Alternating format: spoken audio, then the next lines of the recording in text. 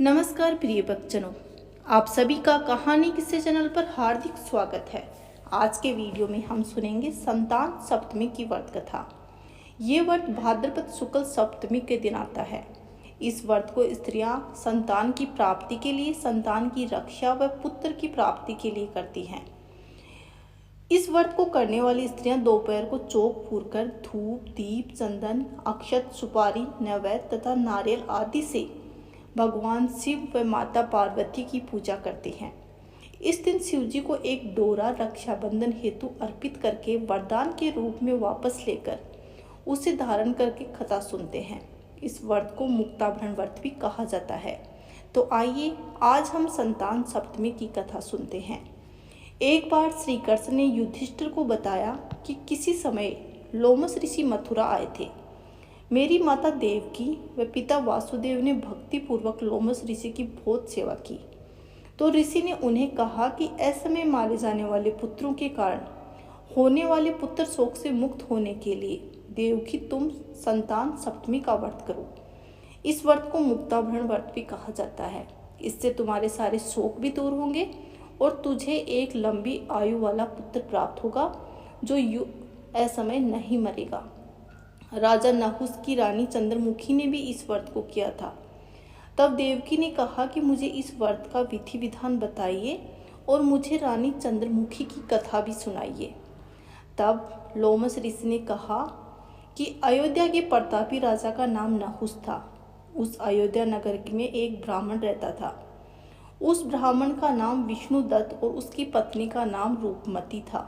रानी चंद्रमुखी का रूपमती से विशेष लगाव था। एक दिन दोनों सखी सरयू नदी में स्नान करने के लिए गई। वहां पर नगर पर अन्य स्त्रियां भी स्नान कर रही थी। वे मंडल बनाकर शिव पार्वती की मूर्ति बनाकर विधि पूर्वक शिव पार्वती की पूजा कर रही थी। पूजा में शिवजी से डोरा लेकर बांधकर संकल्प किया कि वे उम्र भर ये व्रत करेंगी। दोनों सखियों के पूछने पर उन स्त्रियों ने विधि विधान बताया और कहा कि ये व्रत संतान प्राप्ति, पुत्र रक्षा के लिए किया जाता है। इस व्रत को मुक्ताभरण भी व्रत कहा जाता है। दोनों सखियों ने बताई गई विधि से मंडल बनाकर मिट्टी से शिव पार्वती बनाकर शिव जी के नाम का डोरा बांधकर जीवन भर व्रत करने का संकल्प ले लिया।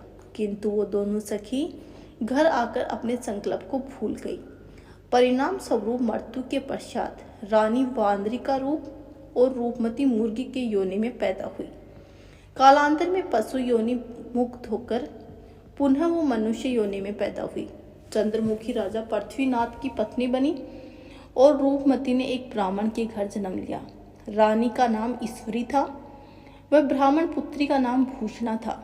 भूषणा का विवाह राजपुरोहित अग्निमुख के साथ हुआ।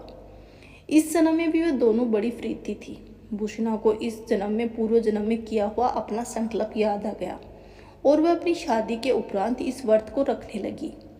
उसके व्रत के प्रभाव से वो एक सुंदर, स्वस्थ 8 पुत्रों की मां बनी। किंतु रानी ईश्वरी को वो संकल्प याद न आया और दीर्घ काल के उपरांत उसको एक पुत्र हुआ। वह भी गूंगा और बहरा था तथा उसने 9 वर्ष की उम्र को पाकर मर गया। रानी के पुत्र का शोक प्रकट करने के लिए भूषणा रानी के महल आई। उसे देखकर रानी को ईर्ष्या की अग्नि में जलने लगी।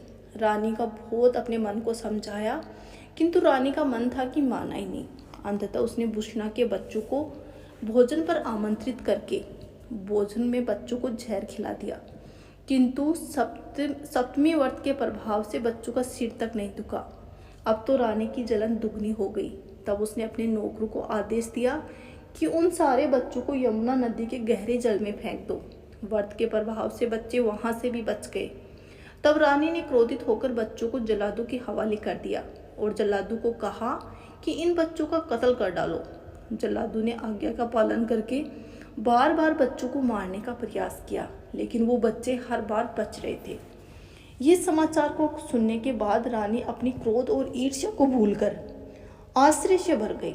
उसने भूषणा को बुलाकर सच सच सब बात बताने को कही कि इस जादू का क्या कारण है। उसने कहा कि क्या तुमने जंतर मंतर किया है, कौन सा तप किया है, कौन सा व्रत किया है, मुझे सब बात सुनाओ। भूषण ने पूर्व जन्म के वृत्तांत को बताते हुआ कि क्या तुम्हें कुछ भी याद नहीं है।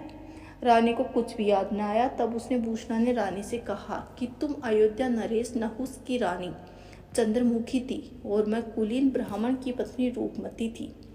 दोनों ने यमुना तीर पर अन्य स्त्रियों को व्रत करते देखकर स्वयं भी डोरा बांधकर उम्र भर संतान सप्तमी का व्रत करने का संकल्प किया, किंतु दोनों की मति मारी गई थी कि संकल्प लेकर भी व्रत नहीं किया। उसके पश्चात पशु जन्म में लेते हुए पुनः मनुष्य योनि में जन्म हुआ है। तुमको अपना संकल्प याद नहीं आया, किंतु भाग्यवश मुझे याद आ गया। मैंने विधि विधान के साथ इस व्रत को किया। उसी व्रत के प्रताप से मेरे बच्चों के जीवन की रक्षा हुई। रानी ईश्वरी ने बार बार अपनी सखी से क्षमा मांगी और विधि पूछकर संतान सप्तमी सुख देने वाले कष्टों से मुक्त करने वाले मुक्ताभरण व्रत को किया। इससे उसे एक सुंदर स्वस्थ बालक उत्पन्न हुआ। वह दीर्घायु वाला प्रतापी राजा बना।